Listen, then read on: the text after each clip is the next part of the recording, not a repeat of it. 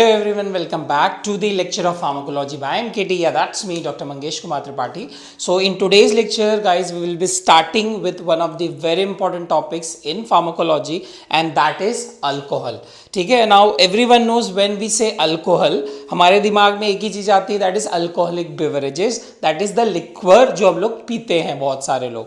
ठीक है. But ideally the alcohols they are of three types. We have three types of alcohol. The first is the ethyl alcohol, which is the most common consumed alcohol, that is drinked alcohol, that is called ethyl alcohol, guys. Second is methyl alcohol, and third is ethylene glycol. ठीक है.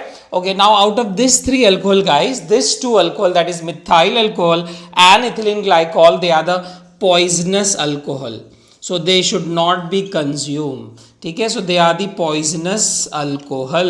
Please remember this. Please make a note. Now methyl alcohol, guys, it is also called as the wood spirit. It is called as the wood spirit, and the ethylene glycol is also called as the lubricating agent, or we can say it is a industrial solvent. It is a industrial solvent, which is also called as antifreeze agent. Antifreeze agent. Now guys, it is called as antifreeze agent because in colder countries, now in the engine we have the petrol and the diesel, so they should not be freezed. Hence we should mix the engine with the antifreeze agent, that is ethylene glycol. So ethylene glycol के दो नाम और हैं, that is lubricating agent as well as the antifreeze agent. Understood? Okay. So ये दोनों हमारे poisonous alcohol है. Now why they are poisonous alcohol, guys? Because they cause some issues when they are consumed accidentally. If they are consumed accidentally, it causes, the first is very common, it causes retinal damage, which leads to permanent blindness. Also in brain, it can lead to, or it can cause Parkinson's disease. So these are the main three problems with the methyl alcohol or the poisonous alcohol and ethylene glycol, which can cause retinal damage, which can lead to permanent blindness, and it can cause Parkinson's disease. So this should not be consumed because they can cause respiratory depression, coma and death. At the end, it can lead to respiratory depression, coma and death. Hence these two are not the drinking alcohol, they are the poisonous alcohol. They should not be consumed. Respiratory depression and death. Understood? Okay. ठीक है. अब हमको समझ गया guys कि methyl alcohol और ethylene glycol क्या हैं. They are the poisonous alcohol. ठीक है, दोनों पॉइजनस अल्कोहल है. नाउ इन दोनों की अगर पॉइजनिंग होती है, भाई मिथाइल अल्कोहल की पॉइजनिंग होगी, इथिलीन ग्लाइकॉल की पॉइजनिंग हो, तो how to differentiate? Just remember that in ethylene glycol poisoning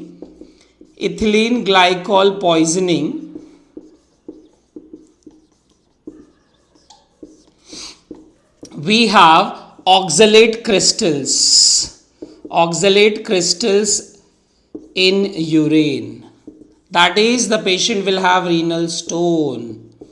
ठीक है, which will not be present in methyl alcohol poisoning. तो याद रखना, ethylene glycol poisoning, there will be the crystals. The metabolite of ethylene glycol is called oxalate. That crystals will be present in the urine, so they get precipitated in the urine, and in the ultrasound their patient will have renal stone finding. ठीक है. Now second thing that you should know, that this oxalate stone, they are like envelope shape. ठीक है, we have the envelope, they later डालते हैं, we have the envelope, so they are envelope shape.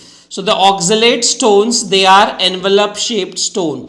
So these are the two major findings which will differentiate ethylene glycol poisoning from methyl alcohol poisoning. ठीक है, इतना समझ गया? Okay.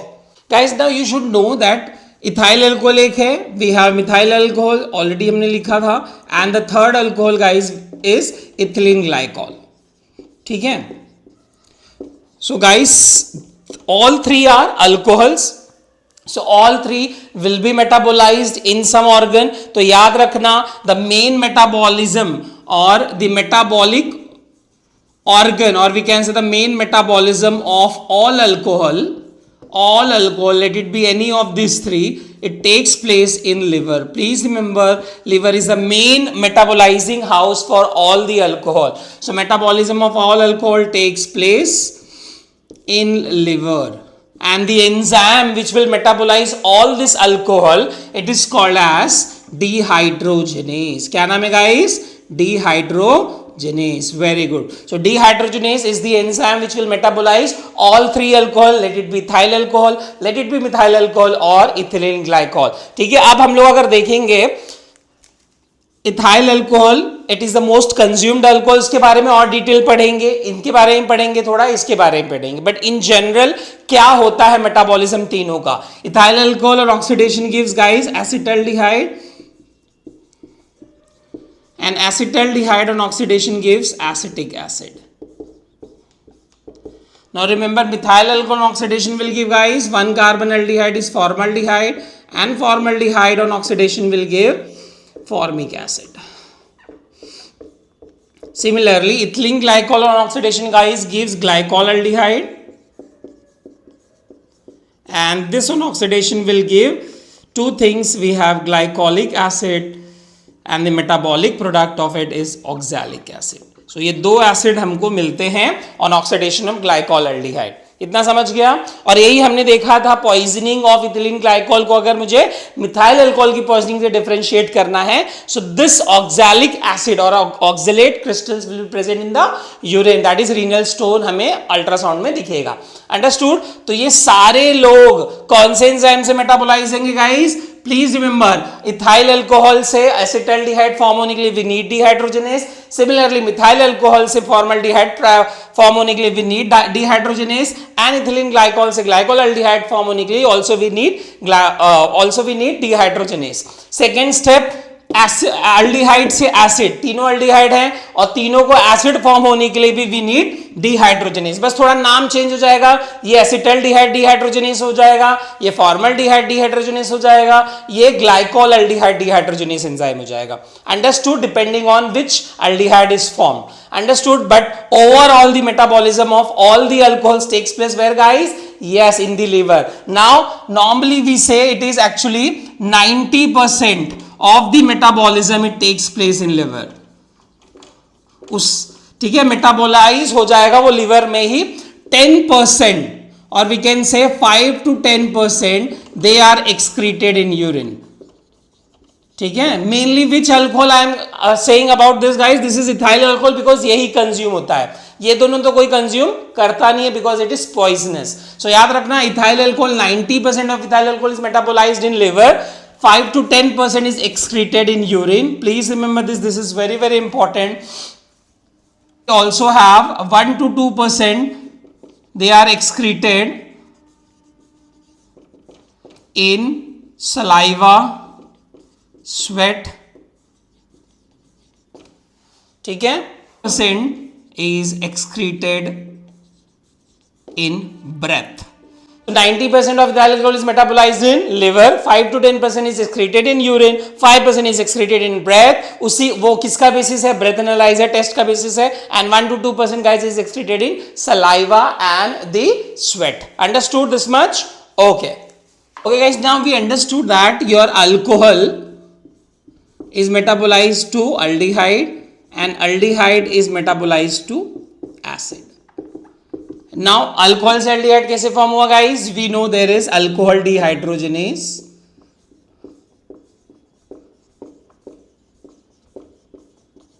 and aldehyde से acid कैसे metabolize हुआ? We have an enzyme called aldehyde dehydrogenase.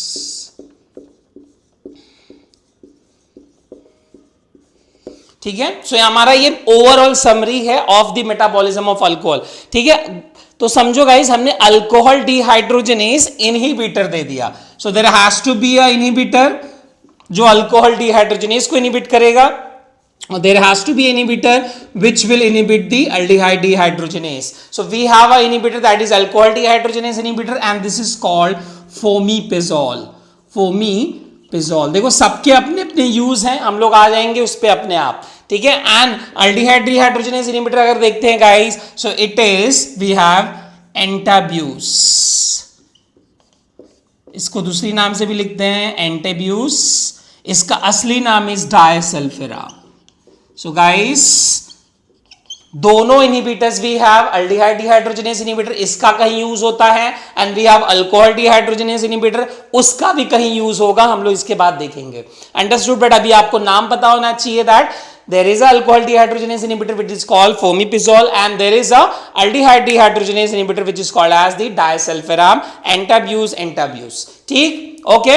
ठीक है। So guys, now we understood the three alcohols, their metabolism, कैसे उनका मेटाबॉलिज्म होता है, कहाँ होता है, ठीक है, दैट इज मेनली कौन से ऑर्गन में होता है, दैट इज लिवर, कौन से एंजाइम से होता है, that is the dehydrogenase enzyme, और कौन से एंजाइम इनहिबिटर से, that is alcohol dehydrogenase inhibitor is fomepizole, and the aldehyde dehydrogenase inhibitor is guys disulfiram. ठीक है। अब guys for example there is a patient who came with you with methanol poisoning, ठीक है, he has consumed the wood spirit, ठीक है, and that is called as the methanol poisoning, same as methanol poisoning, या दूसरा poisoning, दूसरा alcohol कौन सा था जो पॉइजनस अल्कोहल गाइस था? Yes, ethylene glycol poisoning. अगर एग्जाम में गाइस आया the management of methanol poisoning, तो you should know what you have to write, ठीक है, इथिलीन ग्लाइकोल पॉइजनिंग। ठीक। Now guys you know alcohol is a CNS depressant, ठीक है, that you should know that alcohol is a CNS depressant. ठीक, okay.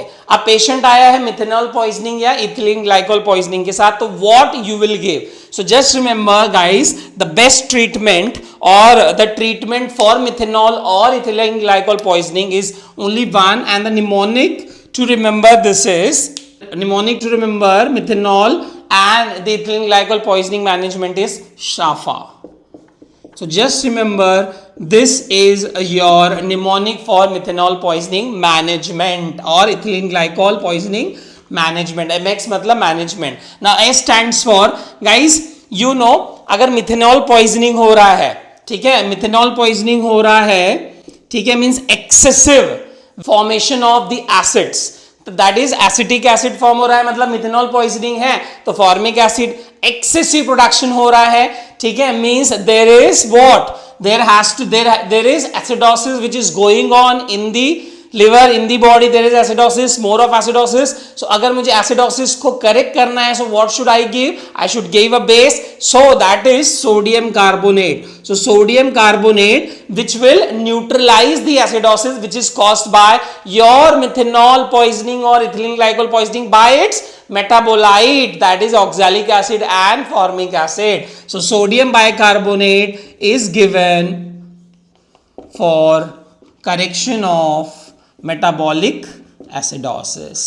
So please remember the first treatment is correct the metabolic acidosis, first step by giving sodium bicarbonate. Now guys if we have more of poisoning in the body, so क्या करना चाहिए अगर poison हो गया है? Just filter all the poison, and the filtration process is called as the hemodialysis. So the best and the most effective treatment for methanol or ethylene glycol poisoning is guys hemodialysis. So bracket में लिख लेना best and most effective treatment, most effective treatment for methanol or ethylene glycol poisoning management. Now A stands for guys, अगर देखो poisoning है, सो मुझे antidote अगर मैं दे दूंगा, एंटीडोट मतलब कि भाई उसका मेटाबॉलिज्म ही नहीं हो पाए, ठीक है, मतलब उसका एसिड ही नहीं बन पाए। सो पहला एंजाइम कौन सा था गाइस? अल्कोहल से एल्डिहाइड बनने के लिए we have alcohol dehydrogenase, and who was the alcohol dehydrogenase inhibitor? Yes guys, it is the fomepizole. So that is antidote of choice for methanol poisoning, and the answer is fomepizole. Please remember guys, it is the antidote of choice for both this poisoning, and it is also called as 4-methylpyrazole. इसका दूसरा नाम guys confuse करने के लिए they can ask you in the MCQ the antidote of choice, ये option में नहीं दिया होगा, ये बहुत लोग जानते हैं, तो ये ऑप्शन में दिया होगा, answer will be 4-methylpyrazole is the antidote of choice. And the dose guys you should know of fomepizole is, please remember, it is 15 mg per kg infused over 30 minutes. IV देना है 30 minutes followed by 10 mg per kg over repeated 12 hours, repeated every 12 hours till the concentration of methyl alcohol reaches to 20 mg per deciliter of blood. ठीक है guys, सो फोमिपिजोल कितना starting dose देना है guys? 15 mg per kg infused over 30 minutes followed by 10 mg per kg repeated every 12 hours till the concentration of methyl alcohol reaches to or reaches below 20 milligram per deciliter. तब तक ये continue रखना है. Hence it is the antidote of choice for both this poisoning. Please remember this. Now F guys stands for, guys last lecture में हमने हिमैटिनिक्स देखा था. हिमैटिनिक्स में एक हिमैटिनिक्स होता है फॉलिक एसिड. फॉलिक एसिड का यूज याद करो पान, ठीक है, या नैप हमने देखा था. N stands for neural tube defect prevention. A stands for it is used for, याद करो वापस, it was this. So P was poisoning, ठीक है, हमने इसके यूजेस अलग अलग देखे थे. A for anaemia megaloblastic and N for neural tube defect. कौन सी पॉइजनिंग गाइस थी? इट इज मिथेनॉल पॉइजनिंग, याद करो. यस, सो मिथेनॉल पॉइजनिंग में it is also use because it will what, it will inhibit और it will increase the metabolism of the बोल सकते हैं methanol, that is aldehyde and acid का metabolism बढ़ा देगा. सो जो we can say the harmful substance जो ज्यादा प्रोड्यूस होंगे उनको वो निकाल देगा, ठीक है. So folic acid, the form is used, the main form of folic acid is used is folinic acid. Actually folinic acid. दूसरा नाम is leucovorin and the dose is 50 mg. It is injected 6 hourly. ठीक है guys, so ये इसका dose है folic acid का. and the last guys is A for alcohol. अरे alcohol की पॉइजनिंग और अल्कोहल देना है. yes, and the alcohol which is given is ethyl alcohol. Guys please remember, ethyl alcohol क्या करेगा? याद रखो, ethyl alcohol, you know alcohol follows zero order kinetics. So ये ethyl alcohol it saturates the enzyme. Which enzyme guys? कौन सा enzyme? जो alcohol को aldehyde में कन्वर्ट करे, that is alcohol dehydrogenase. So it सैचुरेट्स alcohol dehydrogenase. So please remember, ethyl alcohol is very very important treatment for methanol poisoning. And the dose guys is, it is not given IV, not oral, it is given through nasogastric tube. Please remember, it is given through nasogastric tube. And the dose guys, it is mixed in 10% of water, given with 10% of water. The dose is 0.7 mg per kg loading dose. ठीक है, मैं ऊपर लिख दे रहा हूं 0.7 mg per kg loading dose guys देना है, followed by 0.15 mg per kg maintenance dose. So कौन से रूट से गाइस देना है? Nasogastric route. कौन सा अल्कोहल? Ethyl alcohol in the treatment of methanol poisoning. So this is mixed in 10% of water given by nasogastric route. लिखते जाना. पहला dose starting with 0.7 mg per kg loading dose, followed by 0.15 mg per kg maintenance dose. ये इसका dose है. किसका guys? Ethanol in the management of methanol poisoning. So this SHAFA, SHAFA is a treatment for methanol poisoning और exam में बहुत बार आ चुका है. ठीक है, लास्ट पेपर में आप देखो, अभी रिसेंटली लास्ट ईयर के पेपर में सप्ली बैच में the management of methanol poisoning was asked. ठीक है, तो you should know this methanol poisoning management as well. Understood? Okay. Okay, so guys, we understood mainly the methanol poisoning, the ethylene glycol poisoning, उनका metabolism, उनकी poisoning, उनका management. ठीक है, अब हम लोग मेन अल्कोहल पे आते हैं, which is most consumed alcohol by many of the young population in India as well as other countries, and that is ethanol or ethyl alcohol. So जब मैं ethanol या alcohol बोलूं means हमें समझ जाना चाहिए इट इज दारू. So that is ethyl alcohol और ethanol. Understood? Okay guys, now ethanol अगर हम देखा जाए, हम लोग बोलते हैं ना भाई 1 से 2 ड्रिंक ले लेना चाहिए, कोई दिक्कत, it is good for health. So you should know the safe drinking limit. तो सेफ ड्रिंकिंग और safe drink of ethanol is 1 to 2 drinks per day बोला जाता है ऐसा. ठीक है, as per me it should not be consume, but it is written in the textbook that the safe drink of alcohol is 1 to 2 drinks per day. ठीक है, अब 1 drink please remember it is 20 gram of alcohol. ठीक है, अब ये भी हमको नहीं समझा सर, हमको ml में बताइए कितना हम पी सकते हैं, कितना डेंजरस है. तो प्लीज रिमेंबर पहले उसके लिए आपको पता होना चाहिए which are the alcoholic beverages, alcoholic beverages, और उसमें कितना अल्कोहल असली में होता है. ठीक है, now the beer, now the beer guys contains only 3% of ethyl alcohol. It contains only 3% of ethyl alcohol. The spirited alcohol it contains 50% of the ethyl alcohol. ये लिख लेना, this is very very important. Now we have rum, gin, vodka, whiskey, brandy, guys, this contain 40 to 55% or 45% of alcohol. ठीक है, 42 guys कहीं कहीं लिखा है 55%. and the wine contains 15% of alcohol.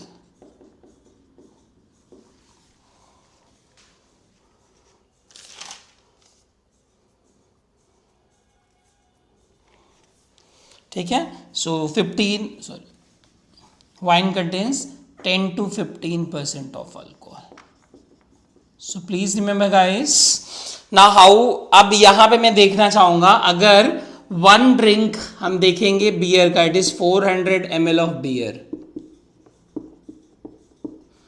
1 drink अगर स्पिरिट का देखेंगे it is 50 ml of spirit, है ना. तो ये सब भी रम, जिन, ठीक है. So 1 drink is equal to we can say 40 to 50 ml of rum, gin, vodka, whisky.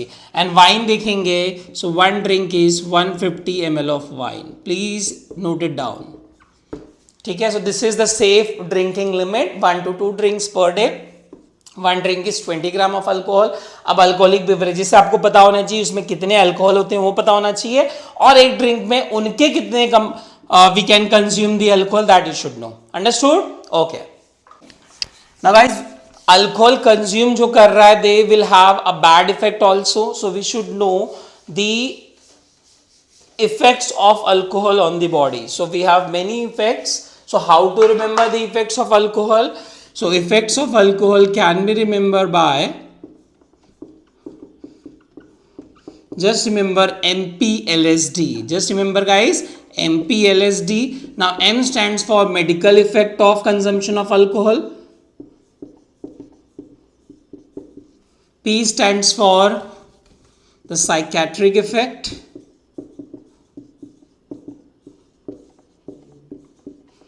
L for legal effect. S for social, and D for your dependence. Guys, MPLSD, it is the effects of alcohol. Medical effects means it is the alcohol which will damage the liver. So it can lead to liver cirrhosis. Yes, it can lead to hypertension. It can lead to stroke. It can lead to peptic ulcer. It can lead to pancreatitis. Many health issues it can cause, guys. So ये सब आपको पता होना चाहिए. You should make the note of it. Now psychiatric effect, if the patient is suffering from depression, anxiety, it will aggravate all the psychiatric, it will aggravate the depression, anxiety. Hallucination, जो भी होगा it will aggravate, ठीक है।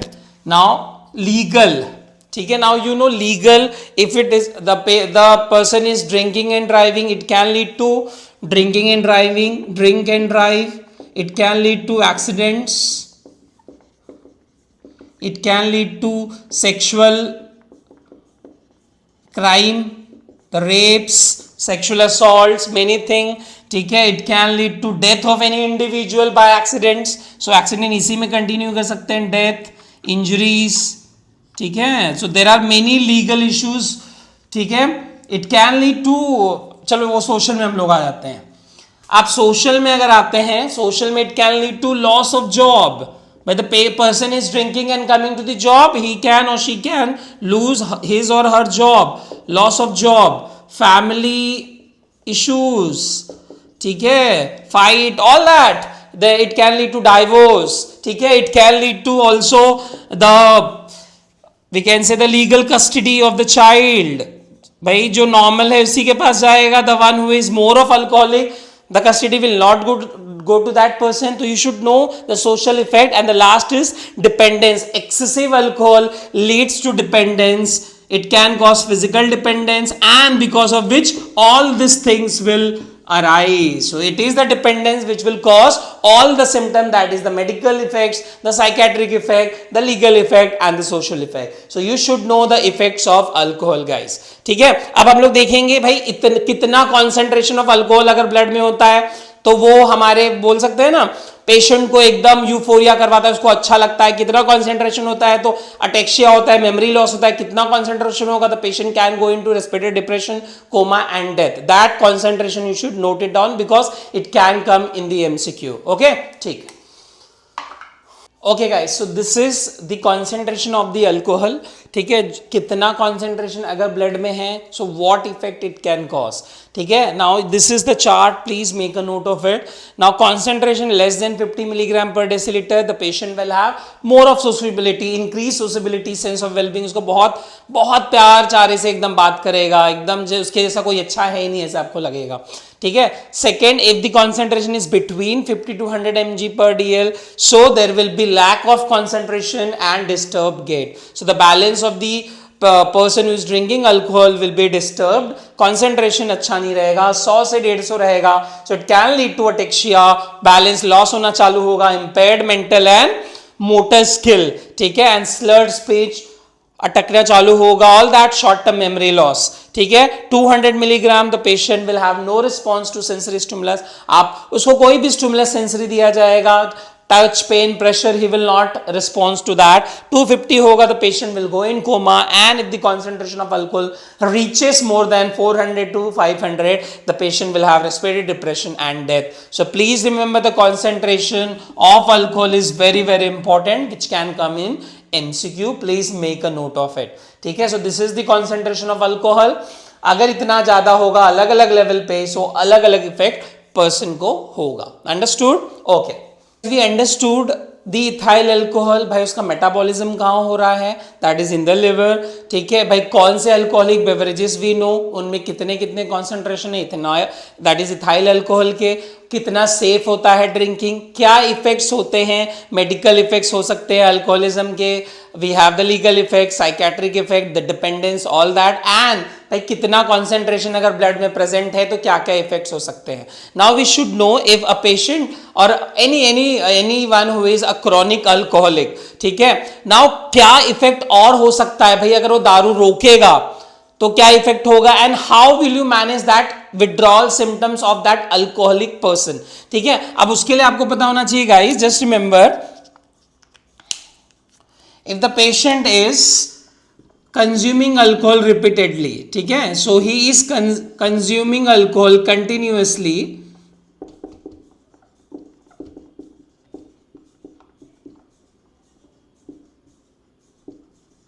on daily basis, ठीक है।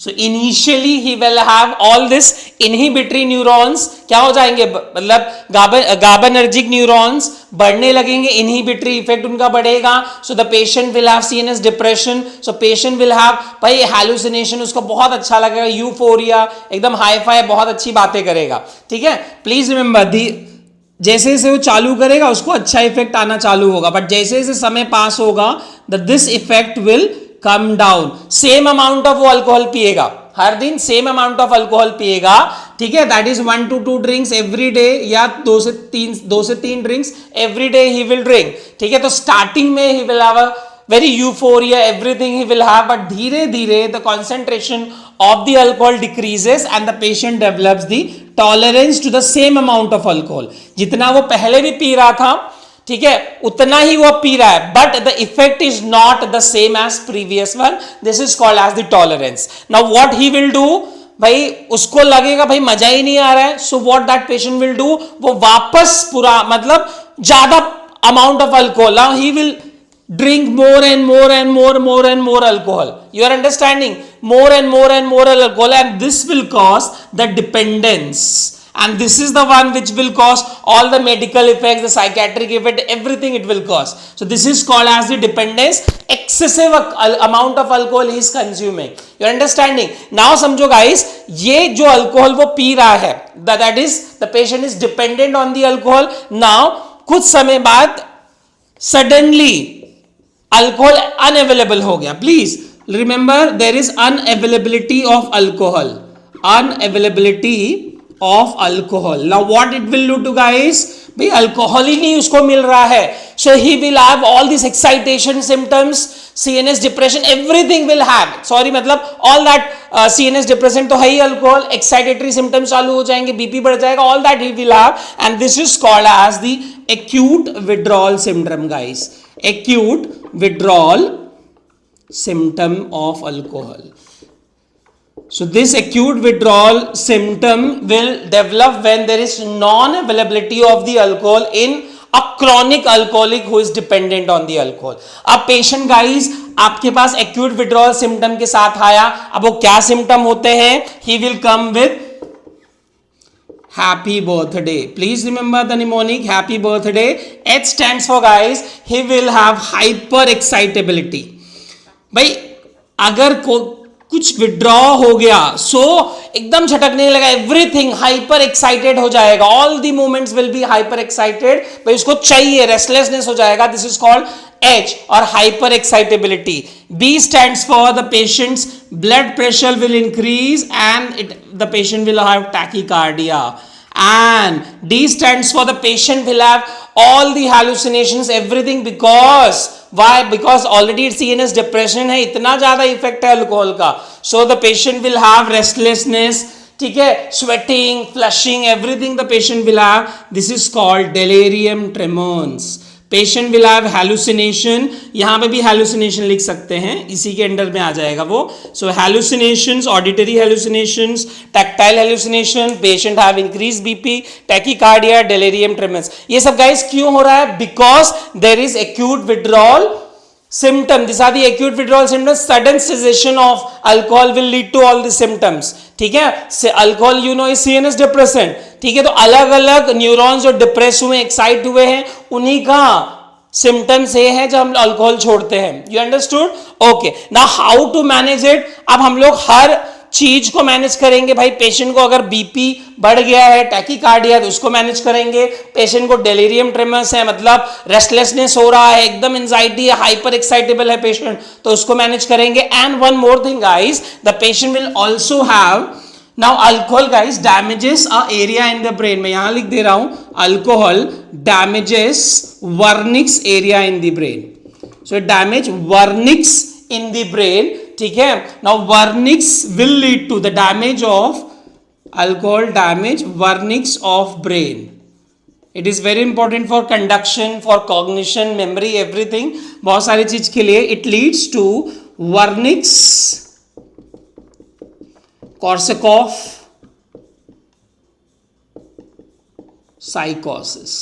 The damage of Wernicke's area also leads to Wernicke-Korsakoff psychosis, and Wernicke's की synthesis के लिए guys we need vitamin B1. Please remember vitamin B1 is required for the synthesis of vitamin Wernicke. So we can say your alcohol also leads to vitamin B1 deficiency. Please remember, this is very, very important. So these are the main symptoms of acute withdrawal symptom. That is happy birthday, H for hyperexcitability because of भाई CNS depression already है patient को. अब आपने तुरंत क्या कर दिया है, पेशेंट को अल्कोहल मिल नहीं रहा है, so there will be hyper response. ठीक है, that is hyper excitability. The BP will increase, there will be tachycardia and the patient will have restlessness, flushing, agitation, गुस्सा आना, सब कुछ होगा. That is called delirium tremens. ठीक है. और the last is the patient will also have Wernicke-Korsakoff psychosis. So ये सब क्या है guys? It is the acute withdrawal symptoms if there is non-availability of alcohol to a active chronic alcoholic drinker. Understood? अब हमको इसको कैसे manage करेंगे, तो please give the heading management of acute withdrawal syndrome. So management of guys acute withdrawal symptom of ethanol. ठीक है guys, now patient has delirium tremors, means patient is restless, agitated, hyper excitable. बहुत ज्यादा है तो हमको क्या करना है, सब एक्साइटेबिलिटी को क्या करना है, कम करना है. ठीक है, so we have to give a drug which will decrease all the anxiety of the patient. So we have to give anti-anxiety drug and they are benzodiazepine, which is also CNS depressant, but which will not cause dependence like your alcohol. Now the most common is diazepam. Now guys, diazepam is contraindicated in liver failure patient. देखो alcohol है तो liver failure तो रहेगा ही, सो diazepam mostly नहीं दिया जाएगा liver failure में. So we should give a benzodiazepine which is safe in liver failure and that is lorazepam and oxazepam. So oxazepam and lorazepam, they are given in a liver failure patients, that is liver safe patient. It is given in it is safe in liver failure. ठीक है, understood? Okay. Now guys, we also have tachycardia in patient and also blood pressure is increased. So increased blood pressure and tachycardia, so we should give two drugs. पहला आता है propranolol, that is a beta blocker,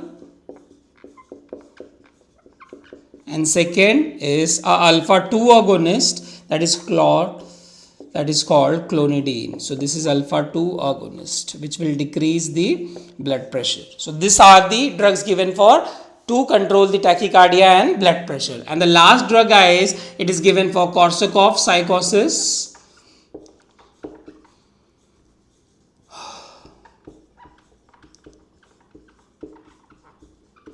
And it is, we have antipsychotic drug. भाई साइकोसिस है तो antipsychotic दे दो. And antipsychotic drug हम लोग ले सकते हैं olanzapine. Many are there but olanzapine we can give. And और क्या देना है गाइस, क्या हो रहा है, किसका डेफिशिएंसी वर्निक्स कॉर्सकोफ साइकोसिस में, we have vitamin B1. So give vitamin B1 injection. ठीक है, तो that is thiamine injection. Vitamin B1 guys क्या है, थायमीन. So thiamine का injection guys. Understood guys? So these are the management of acute withdrawal symptom. ठीक है guys, अब ये पेशेंट को समझ गया है भाई. कुछ पेशेंट को समझ आता है ना भाई, इतना दारू पीने से कितना मुझे प्रॉब्लम हो गया मेरी फैमिली को. Now he wants to quit the alcohol. Now अब वो आप ही से बोलेगा डॉक्टर साहब मेरी दारू भी मुझे डी एडिक्ट छोड़नी है. So we should know the steps of ethanol और अल्कोहल डी एडिक्शन. तो आप हेडिंग दे दो alcohol de-addiction, alcohol de-addiction. भाई पेशेंट का एक्यूट विड्रॉल सिम्टम गाइस आपने तो कंट्रोल कर लिया. अब पेशेंट डी एडिक्टेड रहे, उससे दूर रहे. ठीक है, तो we should know the steps of alcohol de-addiction. So how to remember, just remember the mnemonic root cause analysis. These are the 3 steps of alcohol de-addiction, guys. Root cause analysis. ठीक है, so these are the root 3 steps. R stands for, guys, replacement method. Guys, you know alcohol is a CNS depressant. तो इसने CNS को depress किया है, anxiety कम की, इसलिए patient को बहुत अच्छा लगता है. So give a drug which is also CNS depressant but it will not cause dependence, and that is benzodiazepine. उसी से रिप्लेस कर दो, and that is long acting. C stands for, भाई आपने रिप्लेस तो कर दिया बट पेशेंट को कभी कभी क्रेविंग हो सकती है, so give anti craving drug.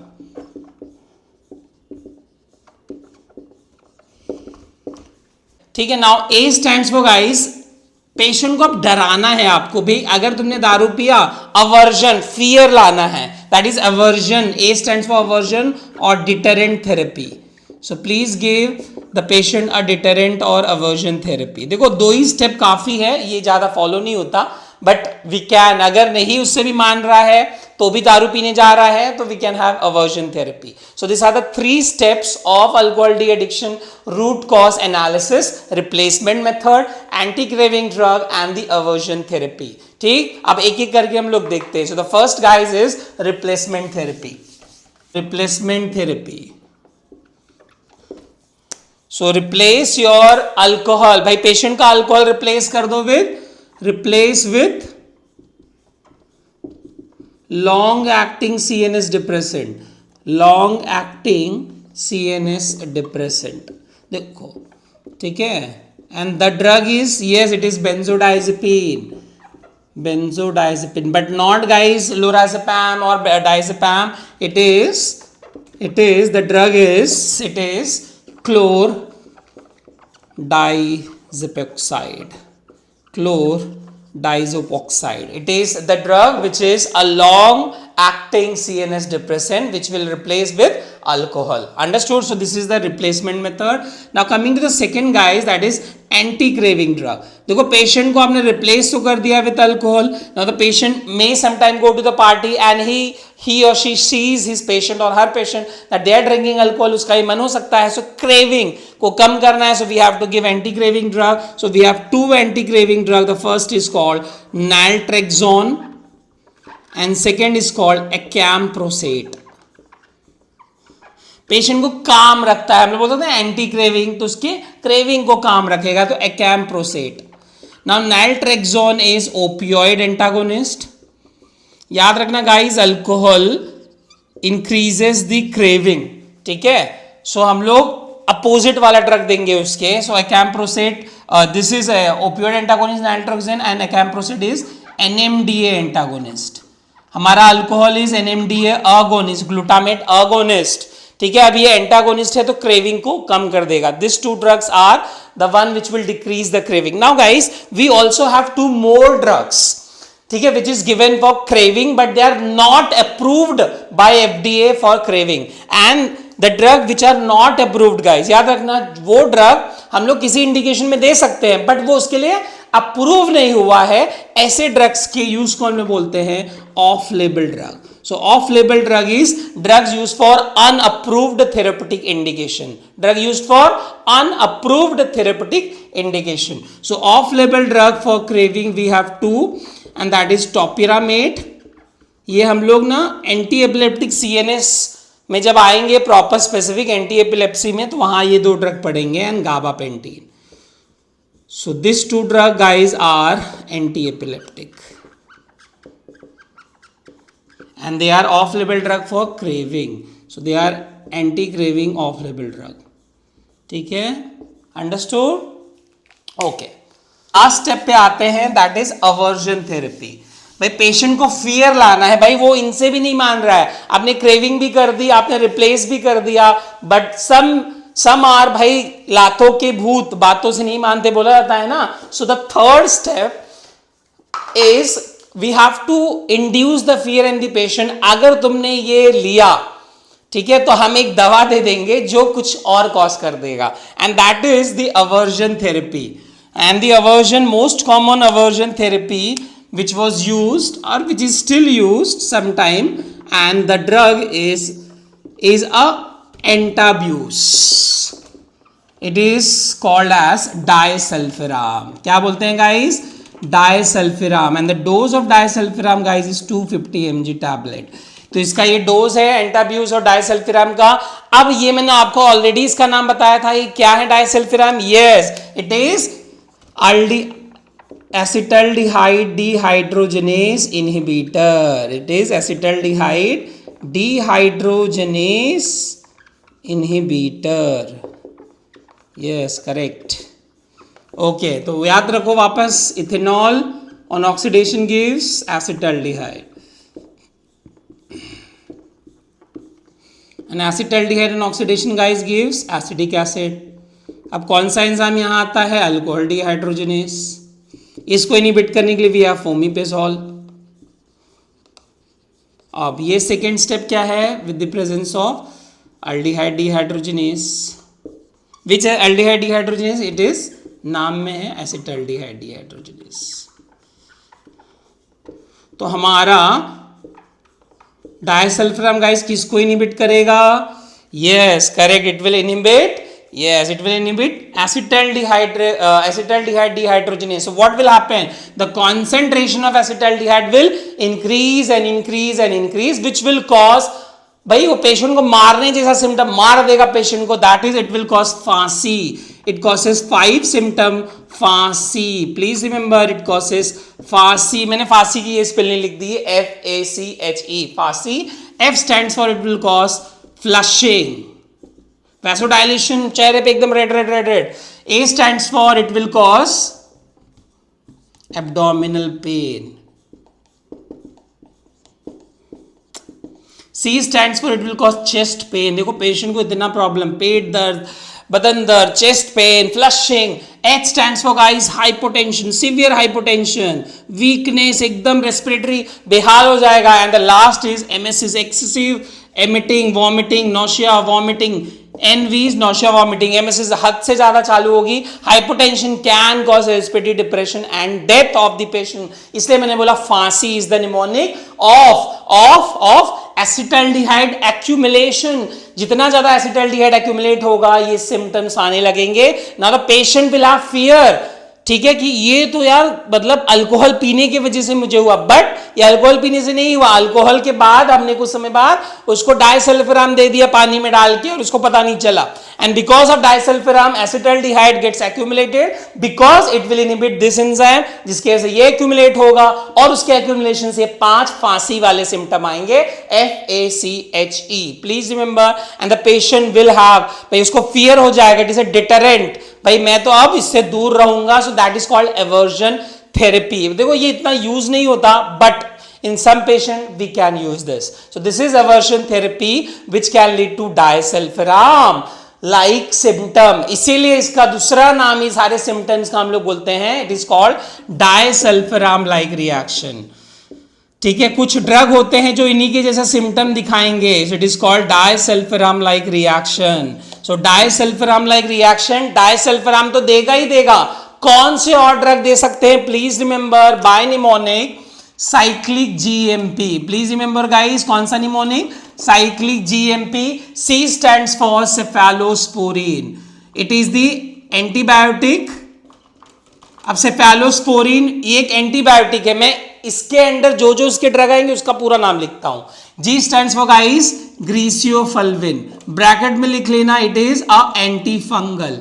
Anti fungal क्या देख रहे हैं गाइस हम लोग? अब the drug which causes disulfiram like reaction like this symptom, ठीक है, अगर अल्कोहल के बाद उनको दे दिया, अल्कोहल के साथ दे दिया गया तो।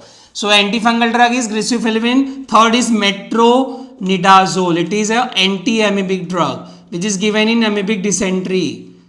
पेचिस होती है ना वो, यस करेक्ट, एमीबिक डिसेंट्री लिखते जाओ। And P is a anti cancer drug called procarbazine, anti cancer drug,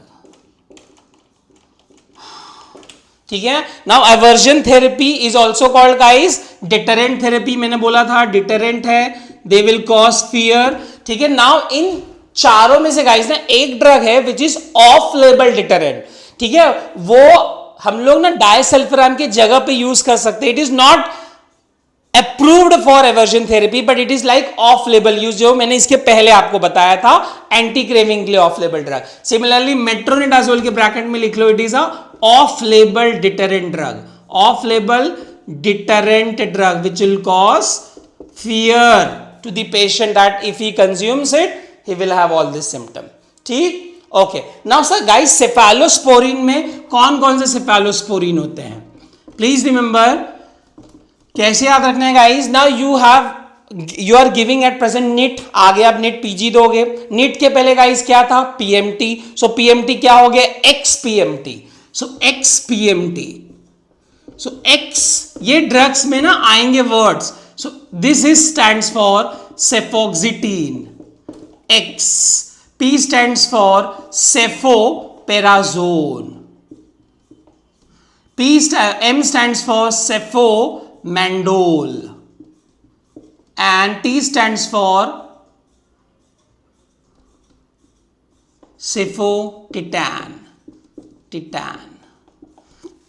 please remember यहां मैं लिख दे रहा हूं T for cefotitan, M for cefomendol, P for cefoperazone and X for cefoxetine. So XPMT, they are the cephalosporin which will cause guys disulfiram like reaction. So ये याद रखना, disulfiram like reaction guys can be a short note, alcohol de-addiction can be a good short note of 5 or 6 marks. इसलिए आपको steps पता होना चाहिए. कौन से step, root cause analysis, replacement method, anti craving method and aversion therapy. Understood? Okay guys, now एक चीज और बताना, disulfiram guys क्या हम लोग उन पेशेंट में देख सकते हैं जो एक्टिवली ड्रिंक कर रहे हैं, भाई जो छोड़ना ही नहीं चाहते, we can not give. So please remember your disulfiram is strictly contraindicated. यहां लिख लेना disulfiram guys strictly contraindicated in active drinker, strictly contraindicated in active drinker. It is only given in those patient who have the abstinence, जो छोड़ना चाहते हैं, those who are psychologically dependent, not physically dependent. So strictly contraindicated in active drinkers. और हमको कब देना है ये disulfiram for aversion therapy? After, भाई after 12 hours of alcohol consumption, 12 hours after alcohol consumption. दोनों के बीच 12 घंटे का अंतर देना है, then we can give disulfiram. So disulfiram should be given after 12 hours of alcohol consumption, then the patient will have all this aversion therapy वाले symptom. Please remember this. ठीक, understood? So this is all about your alcohol de-addiction. ठीक है, तो आपको ये topic बहुत अच्छे से समझा होगा I hope with all this mnemonics. ठीक है, so it can be a short note, MCQ बहुत बार आ चुका है. ठीक, with this we are completing the topic of alcohol guys. Hope you have understood the topic very well. नहीं अगर अच्छे समझा है तो प्लीज एक बार वापस वीडियो देख लेना. We have many mnemonics, many shortcut to understand the alcohol topic. ठीक है, so हम लोग अल्कोहल का टॉपिक यहाँ खत्म करते हैं. अब हम लोग अपने नेक्स्ट लेक्चर मिलेंगे. Till then please take care of you, your family. अच्छे से रहो, अच्छे से पढ़ाई करो. Thank you so much. Bye bye.